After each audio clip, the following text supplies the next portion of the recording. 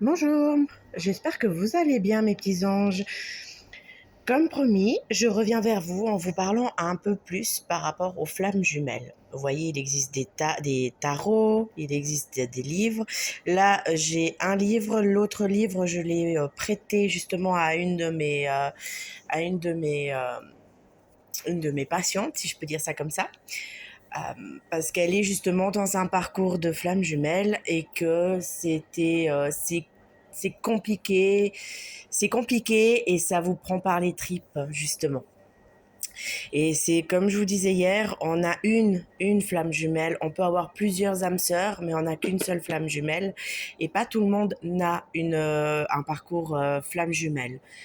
Pas tout le monde dans cette vie-là, dans ce monde-là, dans cette dimension-là, n'a une flamme jumelle. Par contre, tout le monde a des âmes sœurs. Donc là, justement, attends, alors, il y a vraiment des livres qui sont là pour vous expliquer par rapport au parcours. Il y a différentes étapes. Il y a aussi des vidéos sur YouTube que vous pouvez trouver justement qui expliquent aussi parce que au fait le parcours flamme jumelle c'est un parcours qui nous fait vraiment travailler sur soi. C'est beau, c'est éprouvant, je vais pas vous le cacher, c'est vraiment très éprouvant parce qu'au fait votre flamme jumelle donc c'est une âme séparée en deux votre, votre flamme jumelle, quand vous vous reconnectez à elle, quand vous la retrouvez, elle vous fait vraiment travailler sur toutes les blessures et c'est violent. Je, je préfère vraiment vous dire les choses comme elles sont parce que au moment en fait où vous faites ce parcours, vous arrivez dans ce qui s'appelle la nuit noire de l'âme. Donc c'est un moment donné dans votre vie où vous descendez vraiment très très bas. Vous êtes vraiment en mode bad. Euh, vous perdez le travail, vous perdez des amis, vous pouvez perdre aussi des proches comme de la famille. Enfin, vous perdez vraiment tous vos repères. C'est vraiment ça. Vous perdez tous vos repères. Vous vous retrouvez vraiment à un moment donné où vous vous dites mais je fais quoi? Qu'est-ce qui m'arrive? Qu'est-ce qui se passe?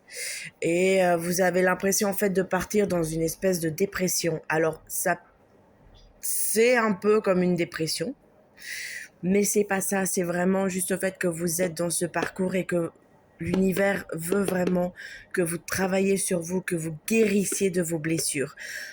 Alors attention, on, on guérit de nos blessures. Par contre, on aura toujours une part en nous de ces blessures.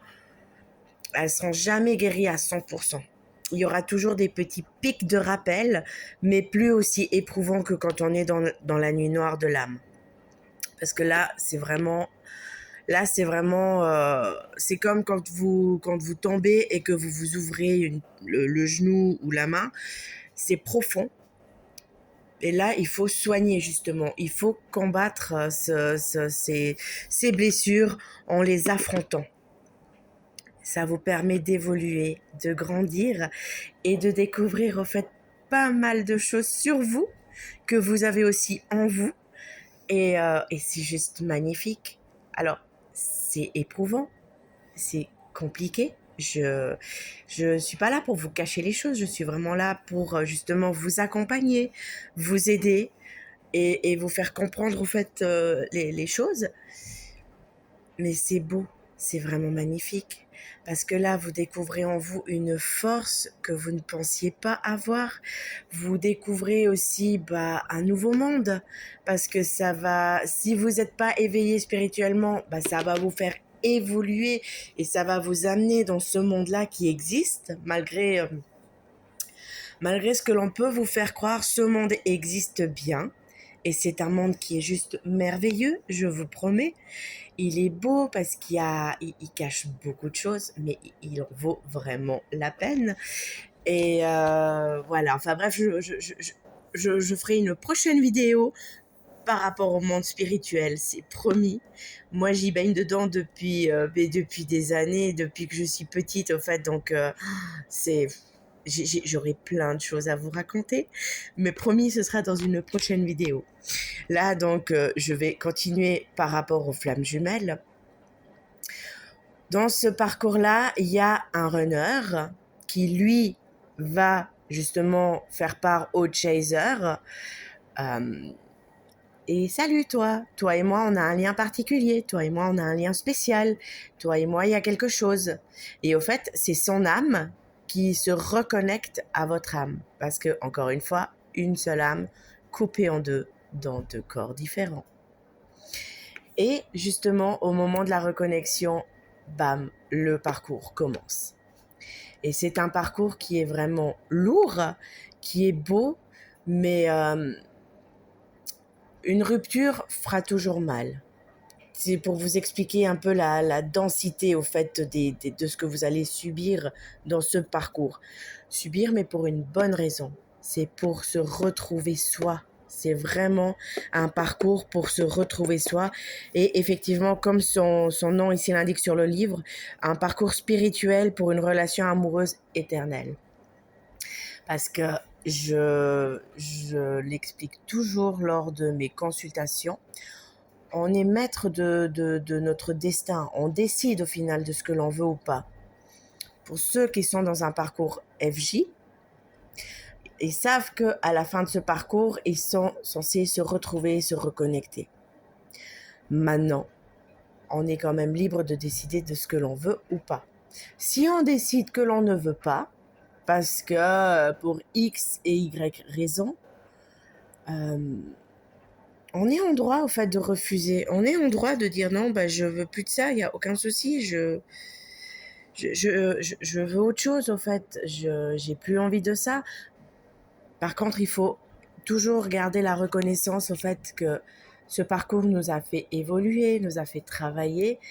Et voilà, comme je vous l'avais dit dans ma précédente vidéo, j'ai une FJ aussi, je l'ai rencontrée, elle m'a fait travailler, je lui en serai éternellement reconnaissante du travail qu'elle m'a fait faire. Elle m'a permis de combattre mes blessures. Alors ça n'a pas été de tout repos, hein, ça a été vraiment violent. Par contre, pour moi, le chemin s'arrête là, car pour moi, par rapport à beaucoup de choses qui se sont passées et dans ma FJ a été a fait ou s'est comporté, pour moi, c'est quelque chose où je ne peux pas continuer. Donc, pour moi, je lui en serai éternellement reconnaissante de m'avoir fait travailler sur moi. Je lui dis merci. Mais voilà, comme je vous ai dit, on reste maître de notre destin, on choisit ce que l'on veut. Pour l'univers, il est clair que quand l'on retrouve notre FJ, on est censé faire notre vie après avec. C'est selon l'univers, selon ses règles, sa loi.